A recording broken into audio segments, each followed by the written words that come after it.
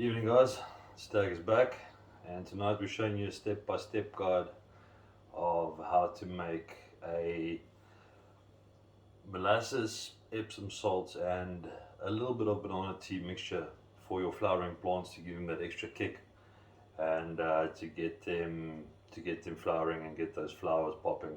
I'm working on it. Alright, let's get to it. So first of all, and just adjust this camera work. First of all, we have our ingredients over here.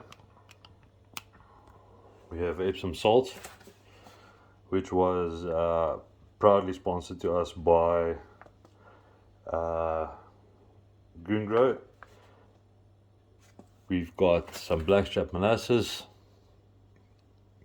also from Grow, available on GrowFolk store. And then we've got the Stag's own homemade banana tea for some potassium, which we'll discuss in a different video. We've also got some pH down, and then you'll see we've got the pH meter over here. Now the reason for this is we have actually got a bucket full of water sitting over here, which is 4 liters. You will also notice the extra 1 liter jug standing over there. So what we're going to be doing, because of the molasses, we're going to be using piping hot water for this specific mixture. So the extra liter is necessary not to throw out the temperature completely of the 5 liters of water. So guys, please, firstly, and I can't stress this enough, gloves. These guys, wear your gloves. The stuff has burnt me.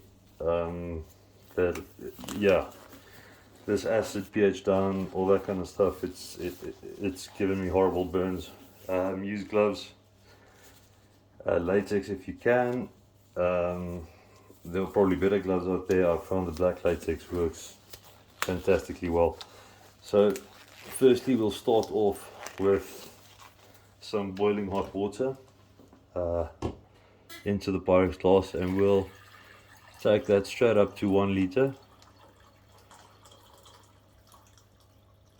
because we are doing this mixture for 5 liters of organic sulphur, magnesium, potassium in our plants. We'll start with 1 liter. We'll have a look at the pH as we've put it in. Okay, this pH is a little high, as you can expect from tap water, which we'll correct a little bit later. Firstly, seeing as we're doing this for 5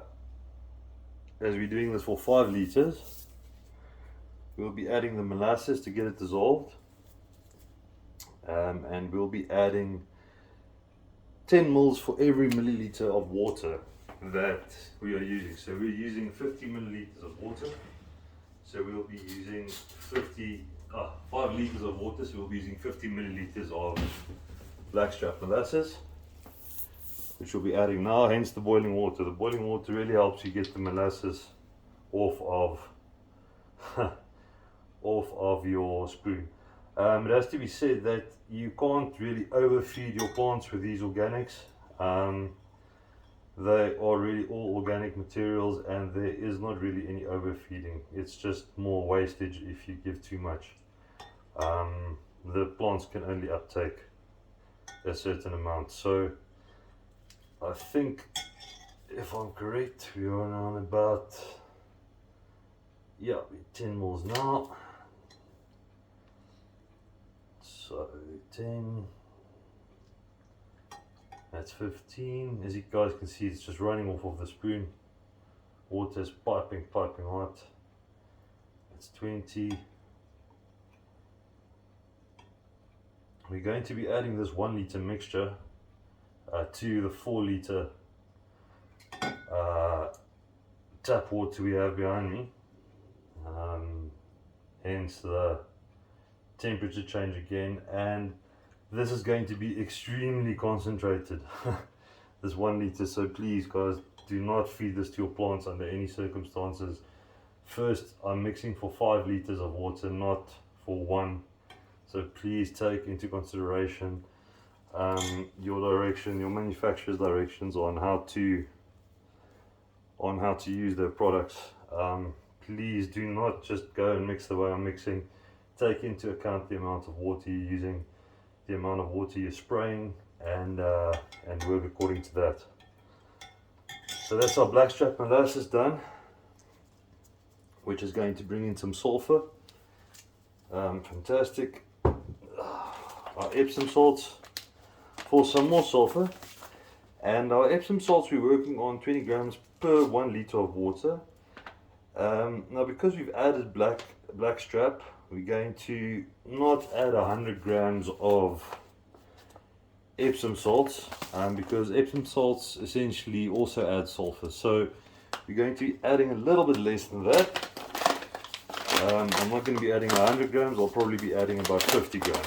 So we'll just use a plastic spoon for that. Well, I guess we can use the same spoon, don't have to make a mess. This is a tablespoon, by the way, so it takes about 10 mils, if you want to put it that way. 10 mils equals roughly 10 grams roughly.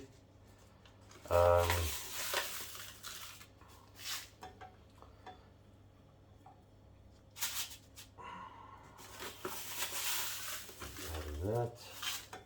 And as I said, you really can't overfeed your plants with this. You really can't.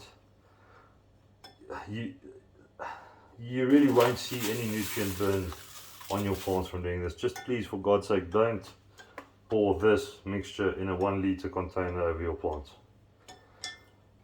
And then the stag has developed his own little mixture of banana tea, which has been sitting in the fridge for quite a while. If you take it out and you still smell fresh bananas, you know your mixture is fine, hasn't rotted or gone off. And I add about 20 mils just to get some potassium into the mixture as well. Potassium is important for the plants, and especially the plant structure, and this will help your branches carry the buds as they grow bigger in your last 2-3 weeks. So we add about 20 mils of that. Then we take a bit of a stir just to make sure everything is nice and mixed up, and then we have a look at the pH. Well, let's not waste our time and look at the pH right now, because it's going to be crazy. For beginners, let's have a look at the pH. The pH has dropped to, still dropping, 5.5, 5.4, 5.42, 5.5, let's call it 5.4, 5.39, which is not actually too bad. Hydroponic growers would keep their water around there. We'll then go ahead and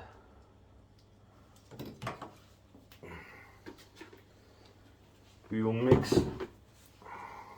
I'm going to lift you guys up here if I can.